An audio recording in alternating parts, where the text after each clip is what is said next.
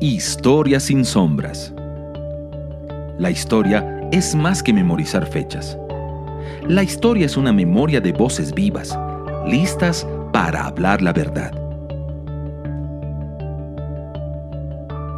Querigma Radio y Oikónomos te invitan a sumergirte en la historia revelada. Acompáñenos a remover velos en la historia sin sombras. Sean muy bienvenidos una vez más a este programa que está especialmente diseñado para que puedas quitar los velos de la historia, de tu corazón, de tu entendimiento y por supuesto también de la comunidad en donde tú vives. Bienvenidos a un nuevo programa de Historia sin Sombras. Les saluda el anfitrión Javier Castro junto a mi querido amigo Ángelo Palomino, con quien vamos a estar durante esta jornada conversando de un tema de gran interés. Ángelo, bienvenido a Historia sin Sombras. Muchas gracias, Javier, como siempre, un tremendo honor, un gustazo poder compartir contigo durante este tiempo y sin duda también con cada uno de nuestros amigos, de nuestros hermanos que nos escuchan a lo largo de distintos lugares del globo a través de Querigma Radio, a quien, por supuesto, como siempre, les damos muchas gracias por esta plataforma, esta instancia donde podemos compartir con esos amigos de cada uno de esos lugares del mundo donde nos están escuchando. Así es, y tal como señalaba Ángelo, estamos muy agradecidos de todos los amigos que nos escuchan semana a semana desde acá, desde Querigma Radio, y por supuesto también se conectan a través de las diferentes plataformas de redes sociales vía oikonomos.cl. Oikonomos, este centro de formación, centro de estudio cristiano, en el cual trabajamos desde Chile, desarrollando múltiples también iniciativas como esta, ¿cierto? Para poder traer la manifestación del reino de Dios a nuestras ciudades y naciones. Y bien, saludamos ahí a los amigos que están en Chile, en Colombia, en Argentina, en España, en tantos lugares donde están sintonizados durante esta instancia. Queremos también señalar de que estamos leyendo continuamente ahí su mensaje y vemos de pronto algunas sugerencias de temas que hemos conversado. Y este ha sido un programa bien extenso, ya es una bendición porque, si no me equivoco, comenzamos desde Pascua del año pasado, ya imagínense, llevamos más de un año de radio, de programas que no solo este, sino que un sinnúmero de otros programas que salen desde Querigma Radio son de gran edificación y de bendición para ti y para tu casa. Así es que siempre ustedes están bienvenidos para estar acá también en esta cita que significa Historia sin Sombra. Ángelo, antes de entrar al tema de hoy, ¿cómo podría definir la historia? ¿Cómo lo ves tú? De pronto, una de las preguntas que a veces me hacen, ¿cómo podemos definir la historia? ¿De qué trata la historia? Como para que de alguna manera también entreguemos esa respuesta a los amigos que a veces envían esos comentarios. ¿Qué es la historia y cómo debiésemos abordarla desde nuestra mirada de fe? Sí, es interesante pregunta y sin duda es muy atingente, ¿no es cierto?, a este programa que se llama Historia sin Sombras. Eh, y es una buena pregunta que, claro, sin duda muchas personas también se harán. Eh, la historia uno puede verlo sin duda como uno podría decir como la disciplina, ¿no es cierto?, de los historiadores, una disciplina que se encarga de poder estudiar, de comprender, de escribir, de indagar finalmente, de investigar sobre los sucesos pasados del ser humano, pero creo que va mucho más allá de eso, sin duda, ¿no? Tiene que ver también con los acontecimientos que eh, viven los seres humanos, eh, pero yo creo que en medio de esa disciplina, si uno quiere verlo desde ese punto de vista, eh, hay múltiples miradas. Hay múltiples miradas porque esto seguro tú lo sabes mejor que yo, que has estudiado mucho más el tema y que de hecho eres historiador. Los historiadores tienen una visión. ¿Mm? Y en ese sentido, desde una mirada más, desde la disciplina, uno puede ver cómo un mismo acontecimiento, un mismo hecho puede ser visto desde distintos focos, de distintos lentes, de una manera tan diferente entre uno y otro autor. Y muchas veces incluso se da el caso de que recurren a la misma fuente o revisan mismos documentos y sin embargo a veces a pesar de que ellos pueden llegar a conclusiones muy dispares. Y ahí en medio de eso yo creo que opera mucho la cosmovisión que porta el historiador o el investigador, y opera finalmente mucho una mirada también muy personal del corazón, ¿no? De cada persona, en donde hay una serie, yo diría, de voces, ¿no es cierto?, que de algún modo vienen de algún modo de una dimensión, la dimensión del espíritu, y que finalmente queda plasmado, ¿no?, en una visión muchas veces que va a ser versiones, quizás incluso llegar a ser versiones oficiales dentro de una nación, y que a su vez construyen una mirada de país, ¿no? Una mirada más colectiva, que de alguna forma se va solidificando, se va cristalizando a través del tiempo. Eh, pero creo que también no es solo eso, sino que también son esa serie de acontecimientos que nosotros como ser humano podemos vivir, pero en los cuales sin duda Dios interviene. Y no solamente interviene, sino que yo creo que Él es Señor de todas las cosas. Y eso significa que también es Señor de la historia. Y cuando nosotros rendimos nuestra vida a Él, también Él se encarga de gobernar, se encarga de sojuzgar en medio de nuestros acontecimientos humanos. ¿Por qué? Porque creemos en un Dios que es trascendente, pero que también interviene en medio de nuestros contextos y cambia nuestra historia. Entonces no es solamente acontecimiento y una suma de datos, ¿no es cierto?, que ocurren, sino que hay detrás un relato, hay detrás una voz de Dios, ¿no? Porque como dice la Biblia, si uno lo ve desde una mirada de fe, las cosas no existen nada más porque sí, ¿no? No existen nada más por el azar o porque ocurrieron por la suma de ciertas cosas, ¿no? No ocurre simplemente porque, por así decirlo, por el azar o por la suerte, sino que, como dirían algunos apologetas, hay un diseño inteligente detrás de eso. Es decir, hay un Dios, ¿sí? Está el Señor detrás de eso, el que gobierna todas las cosas, eh, gobernando con su voz. Y su voz permite que hayan ciertos acontecimientos que muchas veces pueden ocurrir, ¿sí?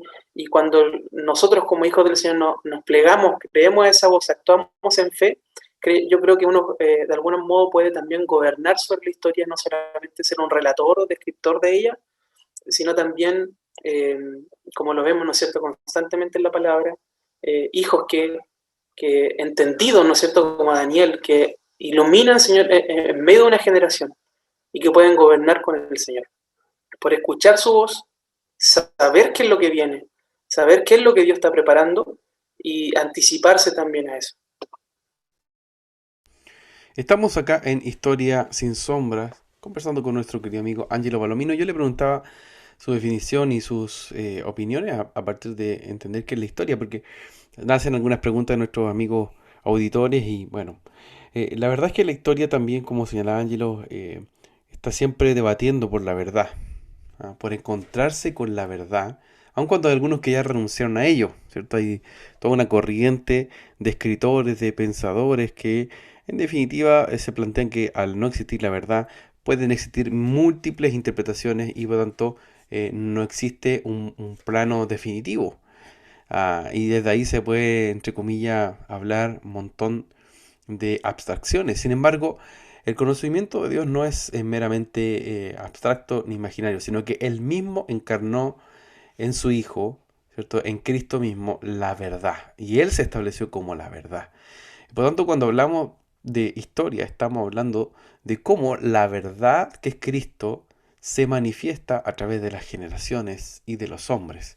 Y cómo, como también lo dice la propia Escritura, ¿cierto?, algunos desecharon la luz, desecharon la verdad, su entendimiento se entenebreció y al mismo tiempo entraron en un montón de trampas que en definitiva fueron tergiversando lo que el hombre piensa y ve, no solo de sí mismo, sino también de su creador, por ejemplo. Y de alguna manera la historia lo que ayuda como disciplina es a poder quitar velos, arrancar velos de oscuridad y llevarnos a conocer la verdad, porque la verdad nos hace libres. Y esa es la invitación aquí, ¿cierto? Todos los capítulos que tenemos en Historia sin Sombra apuntan a no crear una visión meramente intelectual, ¿cierto?, de acumulación de conocimiento, sino que tu espíritu se despierte a través de diferentes episodios, situaciones, personajes, momentos, memorias que van hablándonos de lo que somos, de lo que el hombre ha hecho, pero también de lo que Dios desea de nosotros. En esta ocasión vamos a profundizar en un tema bastante interesante. Como ustedes saben, hablamos de múltiples personajes y situaciones y queremos trasladarnos a China para hablar hoy.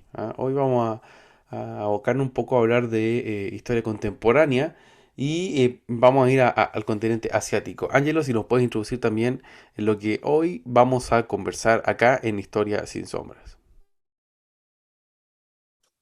Sí, Javier, tal como tú decías, hoy día vamos a conversar sobre China y la política, que es conocida como la política del hijo único, ¿no?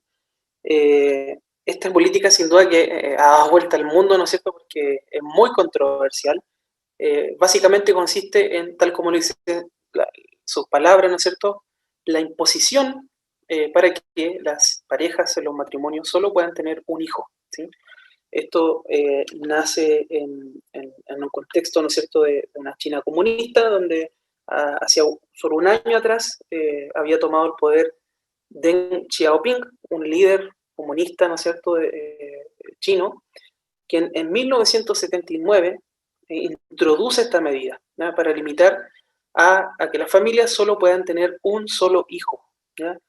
Por supuesto con ciertas excepciones como los casos de las familias en lugares rurales, que no era muy grande la excepción en todo caso porque se les permitía, en vez de tener solo un hijo, en algunos casos se les permitía tener dos hijos. En aquellos casos los que el hijo anterior en realidad fuera una niña, ¿no?, fuera una hija. Y en esos casos daba la posibilidad de poder tener dos hijos. Sin embargo, en la mayoría, ¿no es cierto?, de los casos de esta gran población en China, se les prohibía tener más hijos y solo podían tener uno, ¿sí?, la población urbana. Y esto, insisto, se aplicó, ¿no es cierto?, en 1979, en un contexto de una China comunista, que tal como decía Deng Xiaoping, era una China que era un país, pero con dos sistemas, ¿sí?, o como algunos dicen, un país con dos almas. Un país con dos sistemas porque, por un lado, evidentemente quienes gobernaban en ese momento era el Partido Comunista, el único partido que, dado, digamos, su acervo doctrinario, no permitían, por supuesto, la democracia en el país. Ellos estaban interesados en poder instalar el socialismo en China. Sin embargo, si bien esto primó en un sentido político, en un plano político, eh, y en ese sentido hay un sistema político comunista, ¿ya?, de extrema izquierda en China, donde no hay libertades, por ejemplo, libertades civiles, no hay libertades políticas como las conocemos en Occidente. Eh, por otro lado, se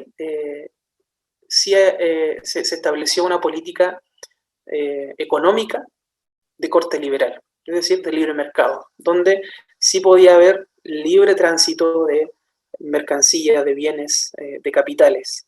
¿Por qué? Porque se consideró en esa época que se podía hacer uso de este tipo de sistema, ¿no? Un país con dos sistemas. Una China comunista, por un lado, en términos generales, sobre todo en el sistema político, pero por otro lado, en relación al sistema económico, una China más bien de carácter liberal, ¿no? Y entonces vemos que en específico en 1979 se impone esta política del hijo único, cuando China ya se acercaba a cerca de los 1.000 millones de habitantes. Así es, estamos acá en Historia sin Sombras conversando acerca de un tema que es bastante interesante, la política del hijo único en China. ¿De qué se trató? ¿En qué consiste? Y Ángelo, yo no sé si tú conoces, pero China, me imagino que sí lo debes saber, pero China es el país más poblado del mundo. Actualmente están en los 1.400 millones de personas. Qué impresionante, ¿no? China está, bueno, más específicamente con 1.398 millones de personas. Ya, en mi caso, en nuestro caso con Ángelo, que vivimos en Chile, vivimos en un país que tiene 18, 19 millones de personas. ¿Ah? Eh, es muy pequeñito comparado a un país que tiene 1.398 millones de personas. Es una densidad y una demografía bastante elevada China sigue creciendo a niveles impresionantes. ¿Ah? China está teniendo hoy día toda una diplomacia de las vacunas, una diplomacia económica, e incluso algunos de los que han llamado esa capacidad de poder convertir culturalmente primero los terrenos para desde ahí generar también tratados económicos y comerciales con diferentes países del mundo. China es uno de los países que tiene una de las economías más activas, como decía Angelo, a pesar de que tiene un modelo comunista en su mentalidad, por así decirlo, sociocultural. Hay que señalar que también tiene una visión súper capitalista en términos comerciales y económicos. Y en todo eso está la gente. En todo eso hay 1.400 millones de personas. O sea, el país más poblado del mundo y que nunca deja de intrigarnos. Nunca deja de intrigarnos, sobre todo a los occidentales, porque acá muchas veces se contaba, y va a sonar casi en son de broma, pero es como los típicos chistes de que si uno hace un hoyo en la tierra, va a llegar a China rápidamente y va a poder traspasar desde ahí esos límites. Y que de alguna manera siempre han existido ciertas diferentes visiones o interpretaciones a una historia tan lejana. A Occidente, una historia tan lejana en Latinoamérica, pero que al parecer cada vez se ha ido aproximando más estos últimos 10 años. Y lo ha hecho también por ese incremento demográfico y por ese incremento comercial. La historia de China es muy densa y se remota mucho antes de Cristo, por así decirlo, del año cero, ¿cierto? Que comúnmente se utiliza como el antes de Cristo o el después de Cristo. Bueno, desde antes estaba ya presente China, y aunque existía ya, estaba dividido en tres reinos. Esos tres reinos prontamente se fueron convirtiendo en un imperio desde el siglo III antes de Cristo. Y imagínense, desde el siglo III antes de Cristo hasta 1924, China fue un imperio. Es decir, uno de los imperios que tuvo mayor duración en la historia universal. Desde el siglo III antes de Cristo hasta 1924, que esa China termina con la dinastía Qing para dar paso a un régimen republicano que en este caso tiene características más vinculadas a un régimen comunista y por supuesto más centrado incluso en ese entonces en el culto a la personalidad, pensando en Mao Zedong, ¿ya? Se van a ir tratando de dar algunas reformas que tenían que ver con el campo poblacional. Y en este caso sí que, bueno, no desde hace ahora, sino que la población china desde hace varios siglos es la más densa del planeta. De hecho, este país desarrolló muy pronto una agricultura sólida, lo cual llevó a un aumento de la población sin precedentes en zonas rurales, ¿ya? Hay diferentes Chinas, ¿ah? Hay una China que está en los sectores urbanos. Estamos hablando de Beijing, por ejemplo, donde hay todo un desarrollo de una industria tecnológica o de polos de desarrollo internacional, a diferencia de la mayoría de la población china que tiene una actividad económica basada en la agricultura, una población que vive incluso casi en un mundo paralelo, sin celular, sin tecnología, casi también como en la edad medieval. Por ejemplo, la ciudad de Cantón o Guangzhou, disculpen mi chino mandarín, yo no hablo nada de chino, solo lo comento, pero es Cantón.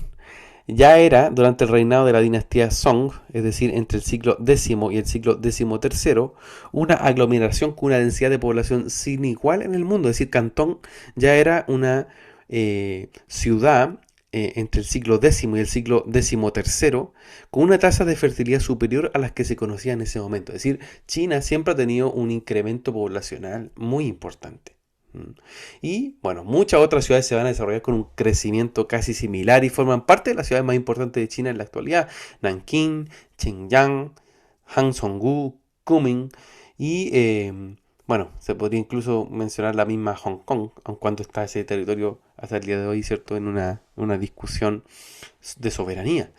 En general, las familias en China siempre tuvieron muchos hijos, especialmente, como bien les decía, en las zonas rurales, a pesar de condiciones de vida muy pobres, especialmente en el campo, la hambruna, la mortalidad infantil, las tasas de mortalidad eran bastante altas, pero sin embargo la tasa de natalidad siempre estuvo aumentando. Conforme fueron pasando los ciclos, las condiciones de vida aumentaron al mismo tiempo que la tasa de fertilidad. En ese sentido, la historia china está fuertemente marcada por esa tasa de natalidad sin límite que se fue extendiendo y se fue haciendo parte de esa cultura local. Sin embargo, ya durante los primeros años de Mao Zedong, a los que no conocen o no saben quién es Mao Zedong, hay que decir que Mao Zedong fue uno de los principales artífices o líderes de la China comunista, de hecho fue el líder principal, que ya desde la década del 50 va a tener una predominancia sobre este régimen, eh, yo diría que incluye un culto absoluto a la personalidad. Entonces, en los primeros años ya del poder de Mao Zedong, las autoridades chinas no impiden en absoluto que la población tuviera hijos. ¿Ah? Al contrario, este presidente chino, o en este caso líder o caudillo, incluso alentó a los chinos para crear un ejército de pequeños soldados. ¿Ah? Para apoyar en el futuro el régimen de este gran timonel y tener una población activa. Es decir, una mirada típica, ¿cierto?, de un nacionalismo en donde entiende de que al entregarle mayor capacidades a estos grupos militares, iba a existir también una capacidad al mismo tiempo de ejércitos fuertes, ejércitos firmes que pudiesen conquistar nuevos territorios. Además, la mortalidad siguió disminuyendo en la China continental. ¿Ah?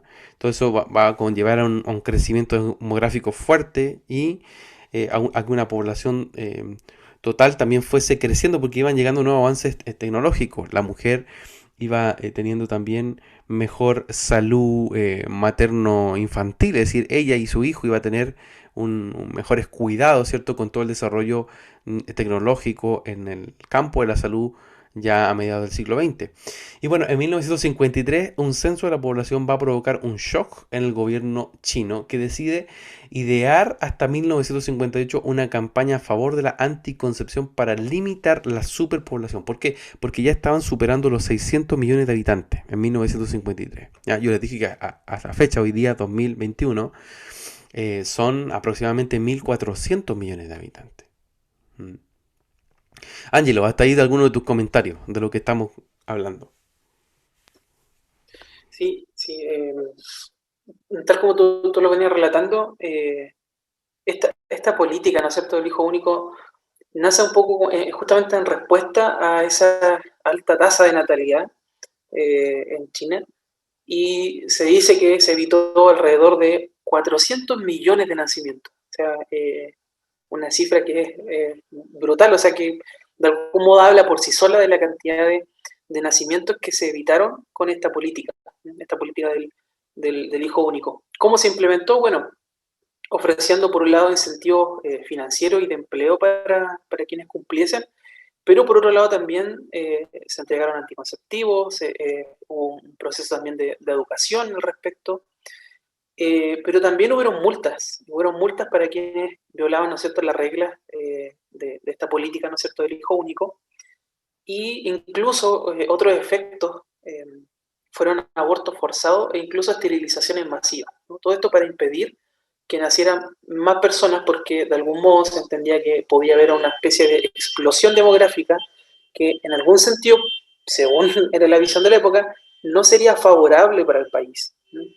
Eh, Frente a esto yo creo que hay una mirada que me parece que es relevante considerar, ¿no? Y que tiene que ver con que cualquier persona, ¿no es cierto?, diría que la cantidad de hijos que tiene una familia en realidad no debiera ser una cuestión, un asunto de Estado, ¿no? Debiera ser una cuestión muy íntima, muy personal, un asunto de carácter familiar. Sin embargo, lo que uno ve es que, muy por el contrario, en la China comunista se implementa, dado ¿no es cierto?, el acervo doctrinario y político de este tipo de sistemas, lo que uno ve es que hay una intrusión, un nivel de intrusión en la intimidad de las personas, para incluso llegar hasta el fruto del vientre, ¿no? Como dice la Biblia, el fruto del vientre, para definir y establecer un límite, ¿no? Y que tal como decía, se dice que se evitaron cerca de 400 nacimientos.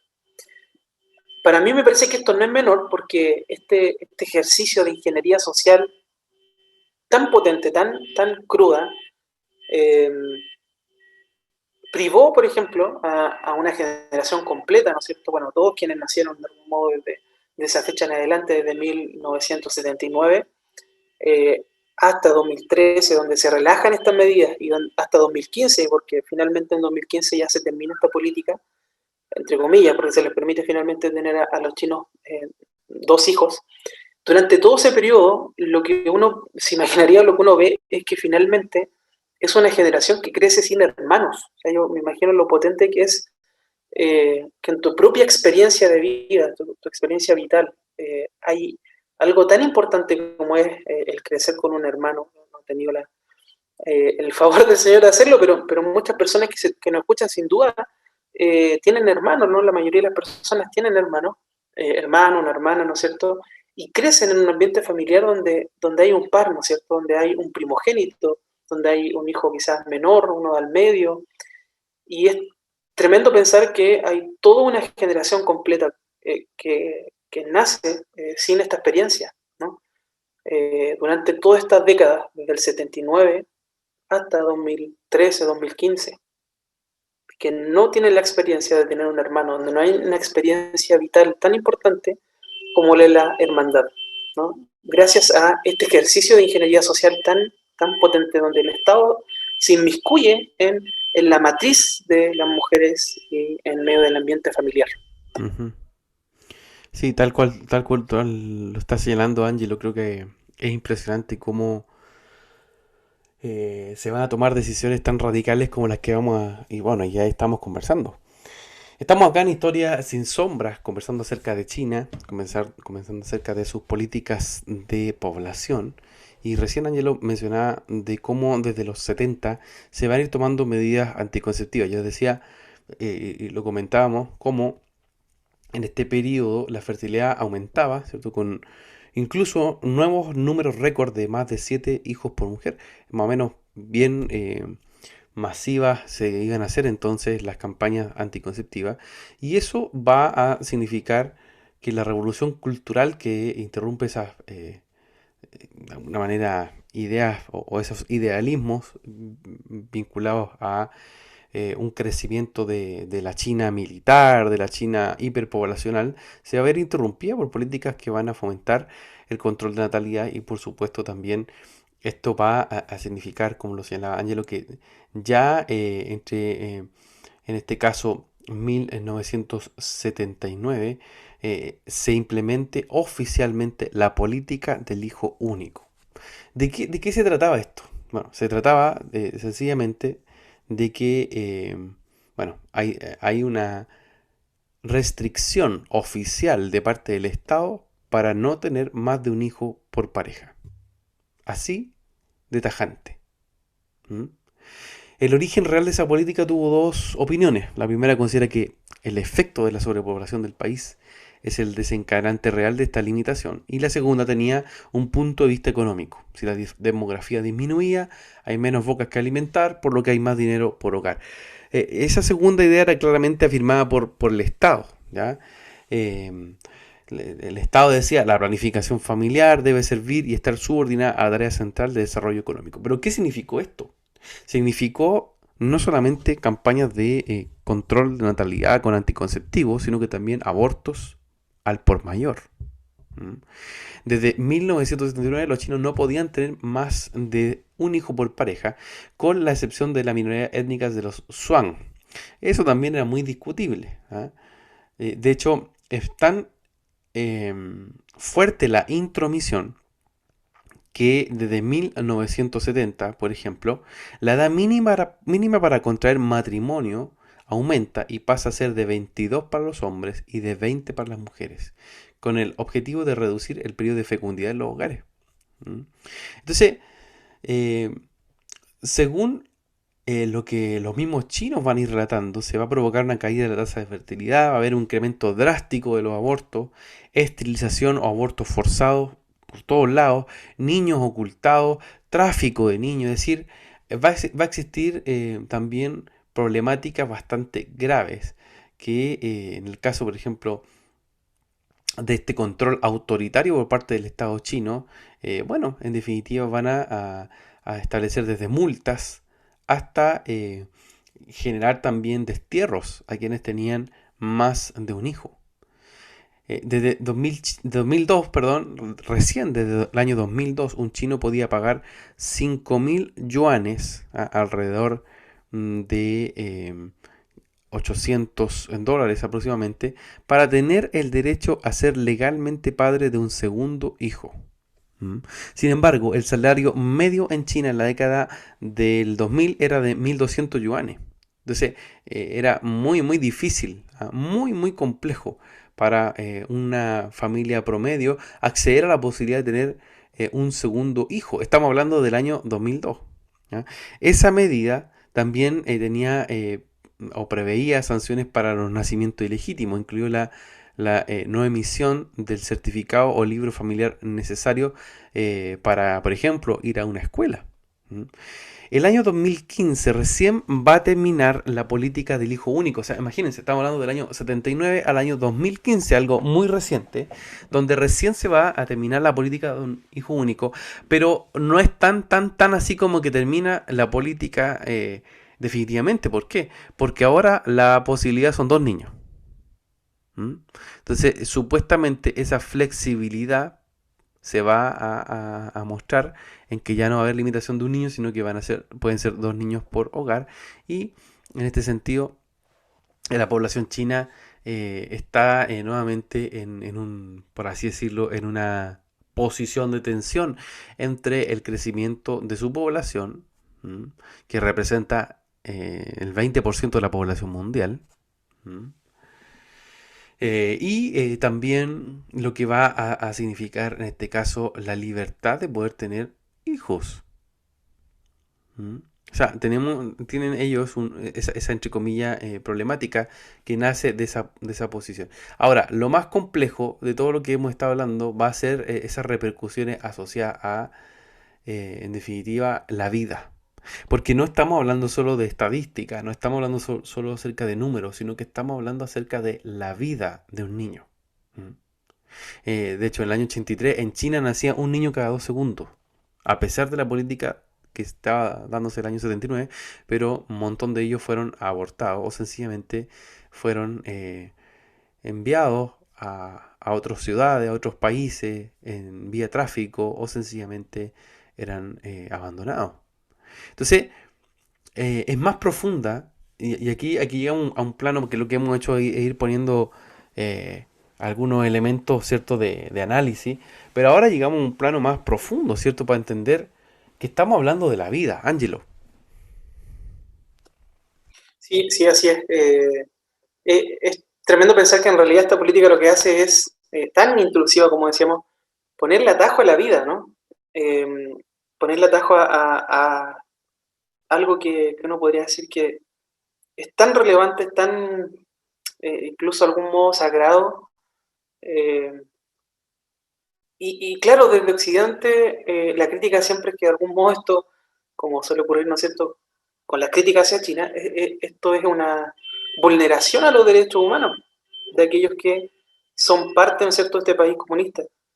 Pero no es solamente eso, o sea, va mucho más profundo y tal como decía, es privar de esa experiencia de vida, ¿no? De tener un montón de personas que no tienen hermanos, que no conocen a personas alrededor, que es privar en el fondo de la experiencia de la hermandad, ¿no? Y ahí hay un elemento que me parece que no es menor. Eh, y es interesante cómo muchos sociólogos, psicólogos han estudiado esto y los efectos adversos, ¿no es cierto?, de este tipo de políticas y se dan cuenta de que en realidad esto ha fomentado una sociedad más competitiva, mucho más individualista. Eh, ¿Cómo no podría serlo, no? Si no hay un par, ¿no es cierto?, al lado con quien crecer. Eh, y uno ve que en realidad esa China que es comunista por un lado, por otro lado, en realidad termina siendo de algún modo también muy competitiva, muy capitalista en muchos otros aspectos. Entonces, realmente ahí yo creo una bifurcación no solamente entre los sistemas eh, políticos y económicos de China, eh, por un lado un sistema comunista muy de izquierda y por otro lado un sistema muy liberal, muy capitalista, sino que también esa bifurcación yo creo que se da incluso en el seno familiar, donde de algún modo llega incluso hasta el corazón de las personas, llega a provocar un cambio ahí. Es tan relevante eso que eh, incluso, incluso hay estudios que señalan de que a pesar de que hubo un cambio, ¿no es cierto?, en 2013, en 2015, un estudio realizado en 2008 arrojó que el 76% de los chinos aprueba la política del hijo único. O sea, años antes, ¿no es cierto?, de que se diera marcha atrás, ¿no es cierto?, con esta política, el 76% de los chinos aprobaba esa política. O sea, ahí vimos cómo finalmente terminó siendo una política que se instaló también en alguna forma en la conciencia, en el alma de las personas y algo que también de alguna manera es aprobado por ellos. O sea, me parece que no es menor. Y cuando vemos que este cambio viene a ser revertido, ¿no es cierto?, en 2013 y en 2015, no responde precisamente a una preocupación por las vidas humanas, no responde precisamente a una preocupación por la familia, sino que responde nuevamente a la misma lógica que fundamentó la decisión inicial. Es una lógica de Estado, una lógica de geopolítica, ¿no? De pensar en cómo volver más fuerte al Estado chino en un panorama geopolítico frente a otras naciones como por ejemplo Estados Unidos. Eh, y entonces, en ese caso, la población es solo un instrumento de poder. Si se requiere más población para que hubiesen más soldados, por ejemplo, para un ejército chino, bueno, entonces se puede dar paso adelante a favor de la natalidad. Si por el contrario se ve que en realidad esto significa un problema para el avance del desarrollo chino, el avance de la educación, no por el valor de la educación de las personas, sino porque de algún modo esto significaba también un avance para el país, el desarrollo del país, bueno, entonces se restringe, ¿no es cierto?, la natalidad. Y hoy día vemos que precisamente la decisión de revertir esta medida, insisto, no se debe a la preocupación por la familia, no se debe a una preocupación por el alma de las personas y por lo que está ocurriendo en la mentalidad y en la conciencia de toda una generación, sino que se debe más bien a el hecho de que el gobierno chino se ha dado cuenta de que es una mala política para el Estado chino, es una mala política para las proyecciones del crecimiento económico y finalmente redunda en el crecimiento geopolítico del país. Y por lo tanto, es en virtud de ese análisis que se revierte la medida. Insisto, no es por la preocupación de las personas, no es por permitirle cierto grado de libertad mínimo, como nosotros al menos creemos que tenemos en Occidente, sino que es simplemente porque al Estado le parece más adecuado poder dar vuelta atrás en esto. De hecho, ya en 2014 los pagos de las pensiones superaron las contribuciones hechas por los trabajadores. Entonces, hoy día el problema que tiene China y el Estado chino, ¿no es cierto?, y que lo ve, ¿no es cierto?, el comité del Partido Comunista, que es quien gobierna finalmente el país, ve un problema en esto, ve un problema económico, ve un problema de poder, y es en virtud de eso que hace un cambio. Al saber que la población adulta está creciendo y por lo tanto hay una tasa de jubilados, ¿no es cierto?, que es persona que no es una persona activa laboralmente, y por lo tanto de algún modo no contribuye al desarrollo del país, está creciendo, ¿no es cierto?, ampliándose numéricamente, mientras que la población joven, que es la que está activa laboralmente, está disminuyendo radicalmente. Y es en virtud de eso que se revierte esta medida. Entonces vemos nuevamente una lógica de Estado operando aquí. Querigma Radio, enseñando principios que ayuden a la Iglesia a vivir en el Espíritu. De manera práctica, real y completa. Querigma Radio. ¿Vives en Santiago de Chile y no tienes dónde congregarte? Te invitamos a que nos contactes en nuestro sitio web www.ciudadeluz.cl. Te esperamos. Estás en sintonía de Querigma Radio, extendiendo el mensaje del reino de Dios a todas las naciones de la tierra. Te invitamos a suscribirte a nuestro canal de YouTube. Búscanos como CCA Ciudad de Luz. Ahora seguimos con tu programa, Historia sin Sombras.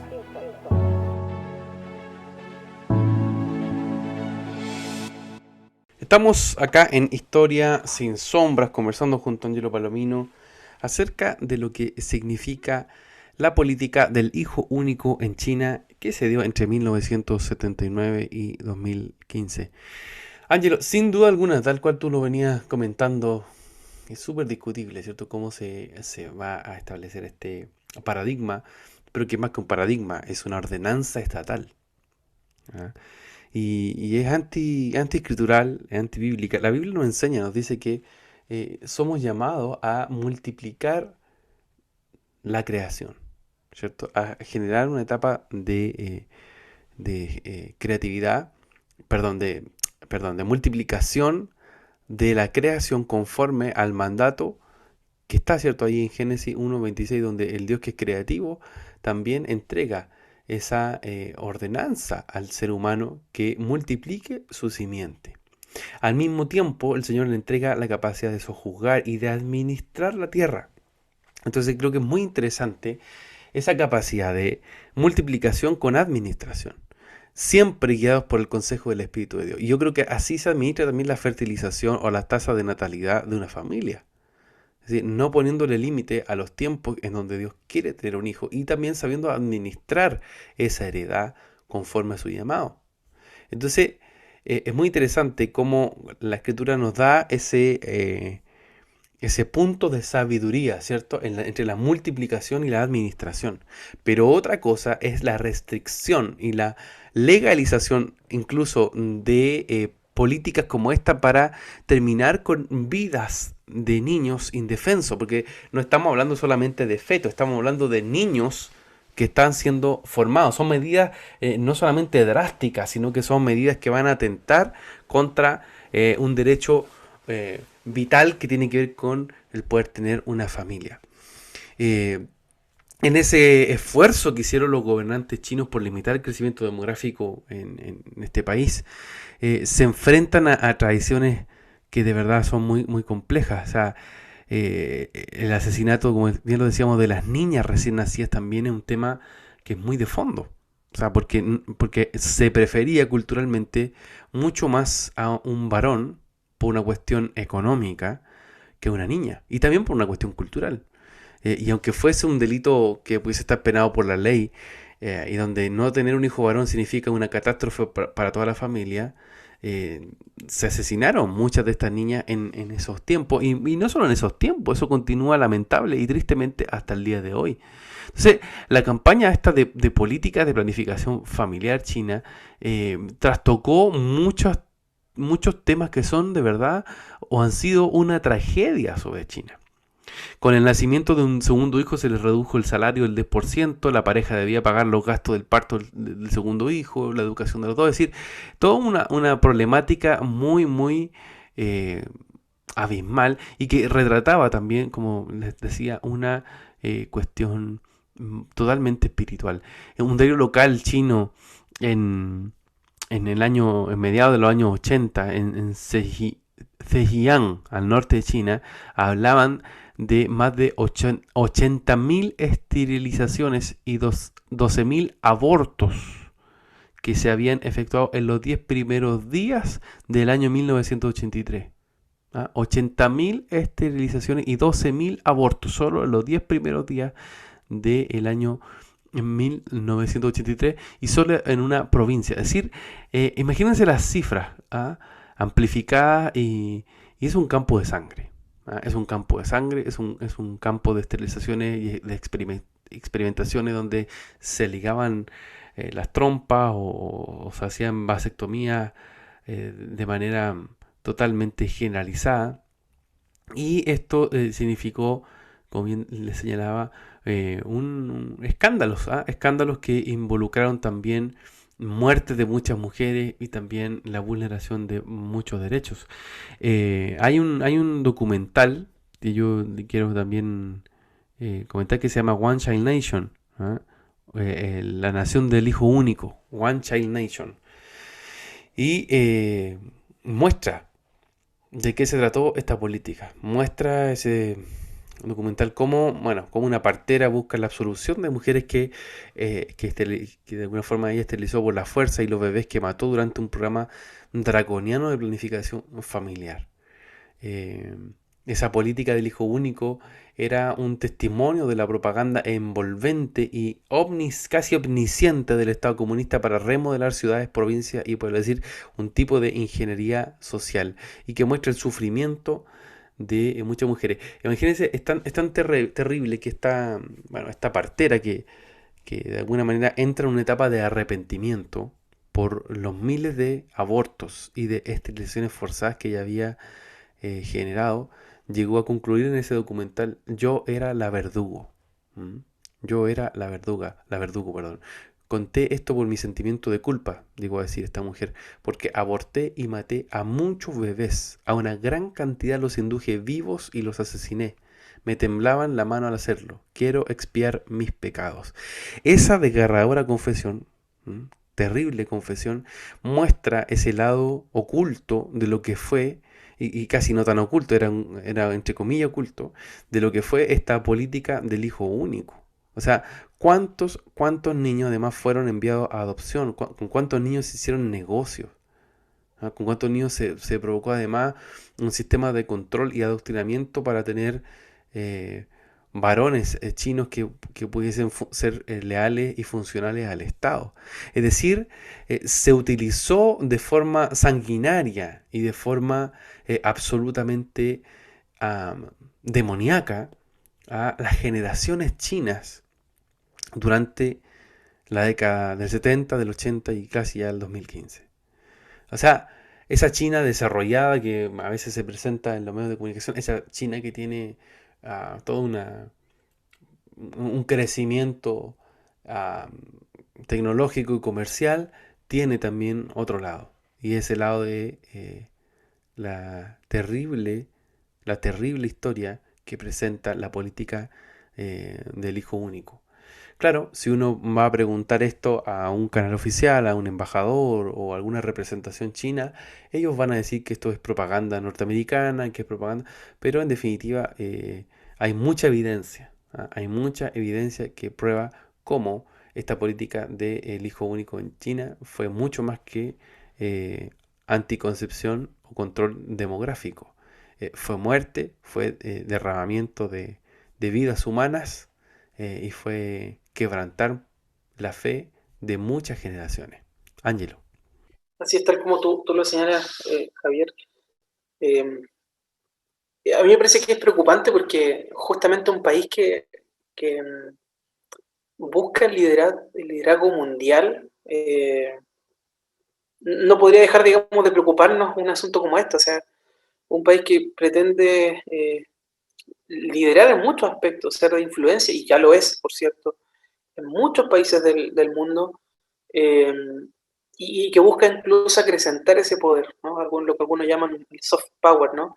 Un poder blando a través de la negociación, a través del prestigio, a través de incluso de la capacidad económica o de cierta influencia, a través de ciertas empresas, a través de la inversión pública, por ejemplo, también.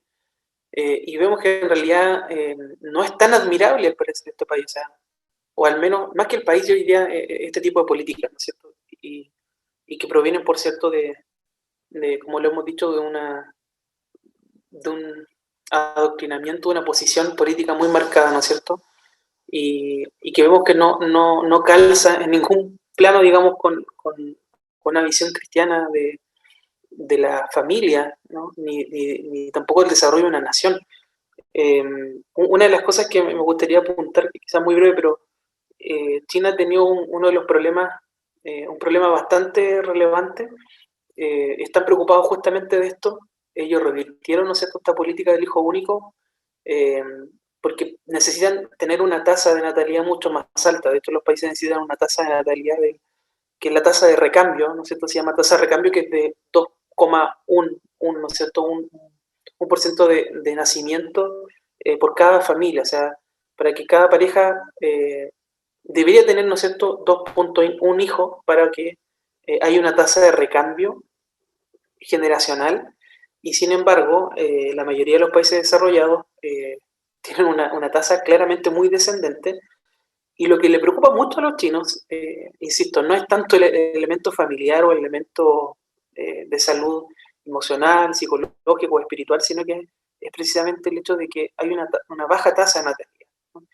En 2018 era cerca del 1,7, entonces muy baja, y es por eso que ellos están preocupados por la mano de obra que requieren, y eso es una de las cosas que explica, por ejemplo, a nivel mundial, el factor de la robotización, es decir, que existan un amplio movimiento, ¿no es cierto?, entre las empresas y en algún modo también en el mundo público, la posibilidad de empezar a producir ya no en base solo a la labor humana, sino también a la labor de robots que puedan automatizar ciertos trabajos, ¿sí?, para poder ya no depender, ¿no es cierto?, de esta mano de obra que pareciera escasear, sino poder hacerlo a través, ¿no es cierto?, de la robotización. Entonces, ahí me parece que nuevamente uno ve cómo las soluciones, desde esta mirada china, están muy lejos de acercarse a la verdad, ¿no? Tal como lo comentábamos al inicio acerca de qué es la historia, ¿no?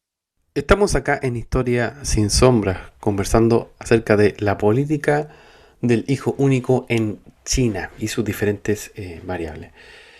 Hay muchos temas que han salido, muchos temas que están ahí en profundidad, algunos que son escabrosos, ¿cierto? De cómo se abordó esta situación, incluso de cómo se proyectan múltiples factores a nivel económico.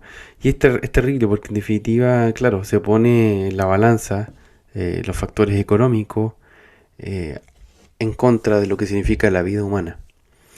Y de alguna manera también eso muestra esa noción que está en el fondo, no solo de una política exterior o de una política, en este caso local, sino que también en los elementos culturales, los elementos espirituales, mejor dicho, ¿cierto?, que están presentes en China, el valor de la sangre.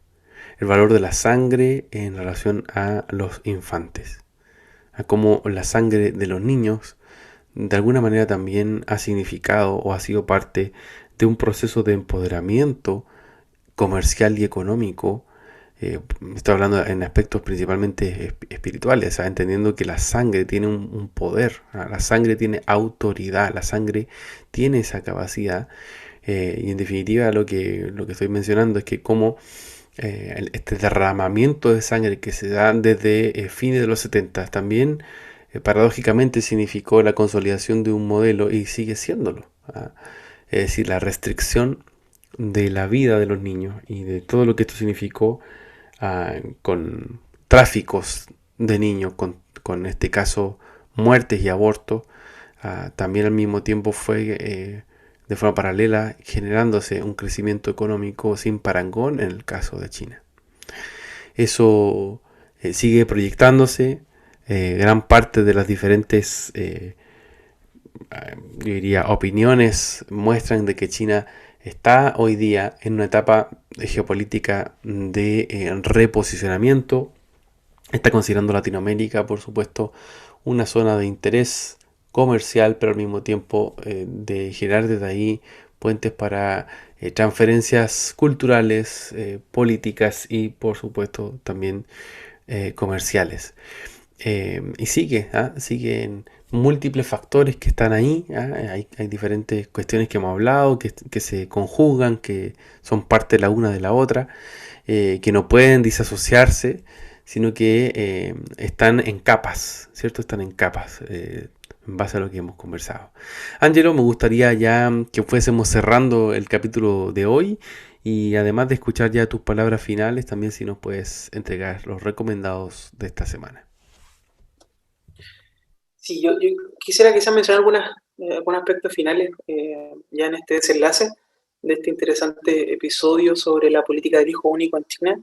Y es que yo creo que este tipo de temática nos lleva a repensar sin duda, una y otra vez, cómo los cristianos también deberíamos plantear nuestras temáticas, sobre todo frente a corrientes como las del maltusianismo, neomaltusianismo, que también en alguna oportunidad las hemos abordado. Y es tremendo cómo esta restricción no es solamente una política pública nada más, es mucho más profundo que eso. O sea, cuando uno ve la palabra, uno ve en Isaías 66, por ejemplo, que el Señor dice, yo qué hago que se abra la matriz, no haré nacer. O sea, ahí vemos cómo hay una operación del Señor en medio de la gestación, del nacimiento de una persona. Y de algún modo, cuando uno ve este tipo de restricciones, ve también eso, ¿no? En poner un límite a aquello encerrar aquello que de alguna forma también Dios quiere abrir, ¿no? Dice, yo qué hago que se abra la matriz, no haré nacer, dice en Isaías 66. Y también a mí me llama mucho la atención el Salmo 127, que es muy famoso sin duda porque en el versículo 3 en adelante dice, he aquí herencia de Jehová son los hijos, cosa de estima el fruto del vientre. Como saetas en mano del valiente, así son los hijos sabidos en la juventud. Bienaventurado el hombre que llenó su aljaba de ellos, no será avergonzado cuando hablare con los enemigos de la puerta. Y es interesante porque estos probablemente son como los versículos más conocidos cuando se habla acerca de los hijos, de la natalidad. Y la mayoría pareciera que la mayoría de las visiones sobre esta temática están muy impregnadas, ¿no es cierto?, del maltusianismo, de esta idea muy racional de la planificación familiar. Y en muchos casos pareciera que la idea es poder restringir, ¿no es cierto?, es poder tener un control natal mucho mayor sobre los países, porque pareciera que, según esta visión, esto permitiría reducir la pobreza. Y es muy... uno podría contrastarlo muy fuertemente con esta visión más escritural, en donde vemos que, de hecho, este mismo versículo, este mismo salmo, el Salmo 127, lleva por título La prosperidad viene de Jehová. Y la mitad de este capítulo, que solo tiene 5 versículos, o incluso más de la mitad, habla precisamente de los hijos que Dios da y de la herencia, y dice que los hijos son herencia de Jehová. Y es interesante porque la herencia, lo que nos remite al menos inmediatamente en la cabeza, uno pensaría que la herencia, más que empobrecer a alguien, la idea de una herencia es algo que enriquece la vida de una persona. Una herencia se supone que enriquece la vida de alguien. Y al menos yo entiendo que esa es la visión del cielo sobre los hijos. Los hijos vienen a enriquecer la vida de una familia, no empobrecerla, a diferencia de lo que plantea corrientes como el maltusianismo, neomaltusianismo y otras más que están de algún modo impregnadas con este paradigma, ¿no es cierto?, maltusianista. Entonces hay un contraste enorme entre lo que Dios dice sobre los hijos y lo que muchas veces las naciones han aplicado sobre sus poblaciones en estos ejercicios de ingeniería social tan abruptos, tan fuertes, tan brutales, que implican, como tú bien lo decías, incluso el derramamiento de sangre, el infanticidio, el aborto, y que vemos, ¿no es cierto?, el extremo de eso en la política del hijo único en China. Así que solo para ir ya finalizando, quisiera comentar, bueno, el recomendado de esta semana, de esta temática, es tal como tú lo decías, Javier, el que lo mencionaba, ¿no es cierto?, el documental One Child Nation, que es una película o documental estadounidense de 2019 y dirigida por Nam Fo Wang y Jianing Zhang. Disculpa si no lo pronuncio tan adecuadamente, pero obviamente este documental se refiere, ¿no es cierto?, a las consecuencias de la política del hijo único que permaneció desde 1979 a 2015. Así es, Ángelo. Muchas gracias por tu palabra. La verdad, me quedo con esa frase que dijiste, ¿cierto? Los hijos son riqueza. Los hijos son herencia del Señor. Y esa riqueza no se compara a cualquier cálculo humano. Bien, vamos de esta forma ya cerrando el capítulo de hoy de Historia sin Sombras. Como ustedes saben, queridos amigos, pueden sintonizarnos a través de Querigma Radio. Y bueno, cada semana estamos acá conectados con ustedes, con diferentes programas para que podamos todos aprender, pero no solo aprender, sino que también caminar con revelación en base a múltiples temáticas que nos presenta la historia. Ángelo, muchas gracias por acompañarnos, por estar siempre aquí siendo parte de este programa Historia sin Sombra. Muchas gracias, Javier. Un gusto compartir contigo como siempre y con cada uno de nuestros amigos que nos escucha a través de Kerigma Radio. Así es, y gracias también a ustedes, queridos amigos. Les deseamos una linda jornada y que el Señor les bendiga poderosamente. Nos vemos en la próxima semana. Nos vemos hasta un nuevo episodio de Historia sin Sombras. Chao, nos vemos. Hemos concluido un nuevo recorrido por la historia. Sin olvidar que la verdad nos hace libres. Nos vemos en un próximo capítulo. Fue un programa de Oikónomos, Centro de Liderazgo Público Cristiano, patrocinado por CCA Ciudad de Luz.